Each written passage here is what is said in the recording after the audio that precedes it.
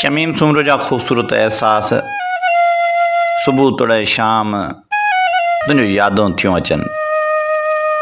सुबह तोड़े शाम तुंहिंजूं यादूं थियूं अचनि।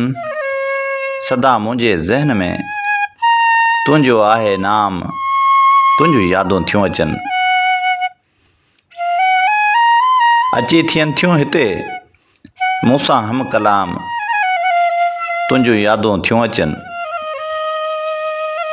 तूं न अचीं